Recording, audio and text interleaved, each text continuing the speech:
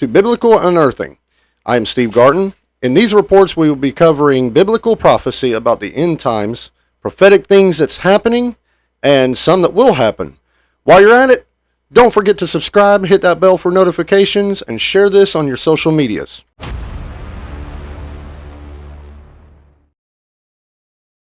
The Israeli Defense Force pushed away an attempt by Lebanon and their operatives on Saturday to cross Israel's northern border. IDF soldiers spotted an engineering vehicles shovel crossing the blue line from Lebanon into Israeli territory in Mount Dov. In response, the IDF soldiers used riot-dispersing means. The vehicle returned to the Lebanon territory. Prime Minister Netanyahu stated at the last UN speech, "Over 3 millennia ago, our great leader Moses addressed the people of Israel as they were about to enter the Promised Land. He said they would find there 2 mountains facing one another, Mount Gerizim, the site on which the great blessing would be proclaimed, and Mount Ebal, the great curse." He said, "We have a blessing and a curse facing each other." Moses said to the people of their fate that it would be determined by the choice that they made between a blessing and a curse to other people. He stated, "There is no question the Abrahamic Accord heralded the dawn of a new age of peace." Within his speech, he mentioned peace 27 times. He stated, "I believe we are at the cusp of even more dramatic breakthrough and a historical peace with Saudi Arabia. Such a peace will be long ending with this Arab-Israeli conflict. It will encourage other Arab states to normalize relations with Israel." He stated, "It will enhance a prospect of peace to the Palestinians. It will encourage a broader reconciliation between Judaism and Islam, between Jerusalem and Mecca, between the descendants of Isaac and the descendants of Ishmael." The Arab versus the Jews is something that we find all the time in the Middle East. The majority of Arab nations are arguing that Israel should vacate the East Jerusalem area and allow a Palestinian state to establish their capital. There are tons of evidence belonging to the Jews that they have ownership of this land for thousands of years. East Jerusalem is a sector of Jerusalem held by Jordan at the present time since 1948. And it opposes the west sector of the city. A number of states currently recognizes East Jerusalem as that capital of Palestinian, such as Argentina, Brazil, China, shocking, Russia, and 52 other members of the Islamic Corporation. Other states, as Australia, Finland, France, and others, assert that East Jerusalem will be the capital of Palestine, while referring to East Jerusalem as the presence of an occupied territory. They say that Arab nations held this part since 1948 and believe they own it. However, going back 3500 BC, it belonged to the Jews. And in 1000 BC, King David conquered Jerusalem and made it the capital of the Jewish kingdom.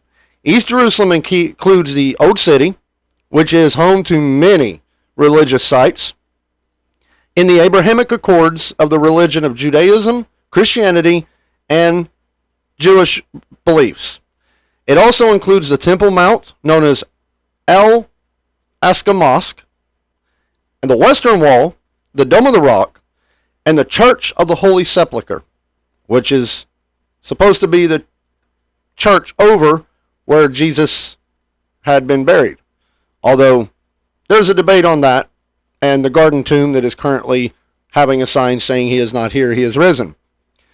The land of all Israel, Jerusalem, was a covenant from God to Abraham's seed.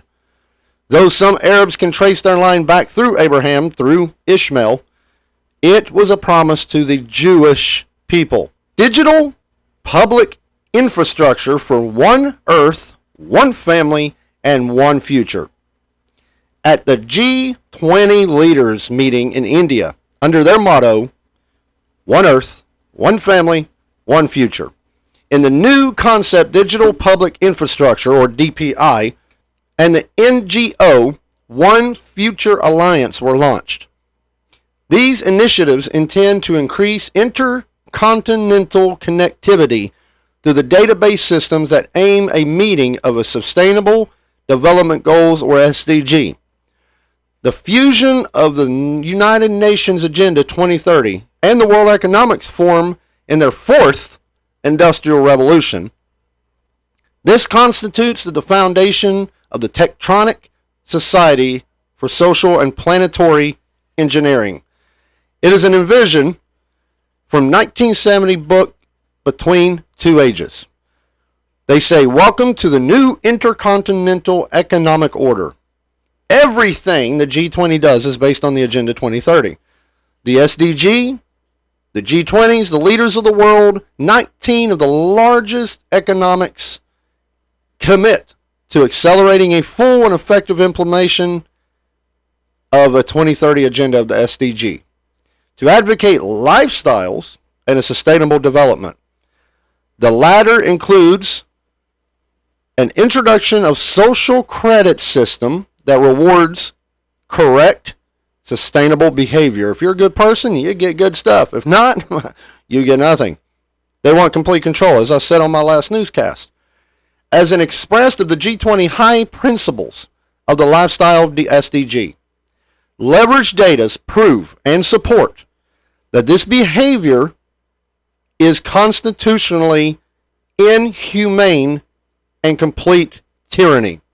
In order to fulfill the SDGs, they must tackle global challenges such as artificial intelligence, a global or digital currency, and a digital ID.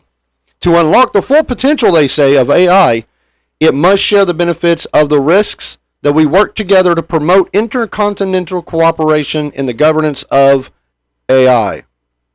That sounds to me like AI is going to govern us.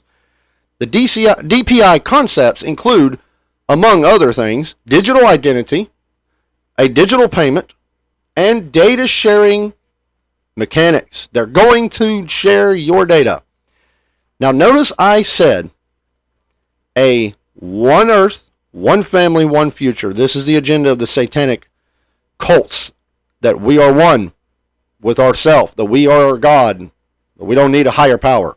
The Biden administration is asking for a forever war between Russia and Ukraine. They said, in the next year, we will spend another $100 billion more of the taxpayers' money, $100 billion more of our money.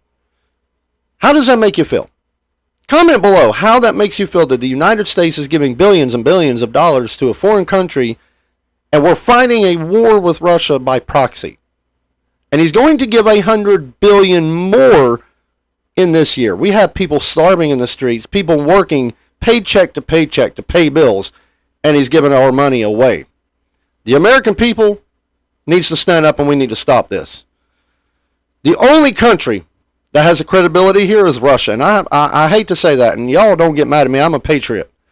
But the U.S., Ukraine, even Europe does not have credibility. We do not have backing on nothing. Biden called Putin an idiot for going in with his army and said it's a complete loss. Folks, Putin ain't an idiot. He is smart. He knows what he's doing.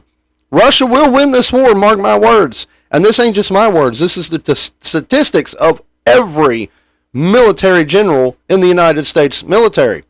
They say Russia will win this war. Ukraine has no chance, even if the United States helps. Let us know how that makes you feel. Let's make this clear. This conflict will not be frozen like Biden says, with the $100 billion. Russia will win in the field. As of now, 400,000 Ukrainian military men would still be alive, with 20 million civilians not being kicked out of their home, and it's all being backed by Washington. Russia will slaughter UK very soon. Their outcome is 100% a Russian victory, and we're seeing that now. Russia has the manpower. Ukraine does not have enough men to hold Russia. Russia will end up crushing them and making a breakthrough and finishing this war. Ukraine must surrender or cease to exist, a Russian official had said. Let that sink in, folks. That Our president, who's supposed to represent the people, doesn't like us. He's made that clear. He's pushed us aside and said, I'm going to fight Russia by proxy. Putin said, I don't dislike the American people. I love the American people. I highly dislike your government. Well, I'm a patriot, and I highly dislike my government. And I'm going to tell you right now, I don't care what they do to try to ban me and silence me. They've tried. I'm pretty sure I'm silenced or shadow banned on Facebook. I'm not going to be silent. You can't shut me up. I'm a Gartin. I got a big mouth, and I can run it. But folks, tell me how this makes you feel. That our own president is taking your money and giving it to a foreign body to just prolong the inevitable. Look, it's been made clear that Ukraine, Zelensky, had to recruit prisoners guilty of murder and rape from prison just to fill his military. Comment below. Don't forget to subscribe, like, hit that bell, and share this on your social media. This is Biblical Unearthing. I'm your host, Steve Gartin. Keep blowing that trumpet.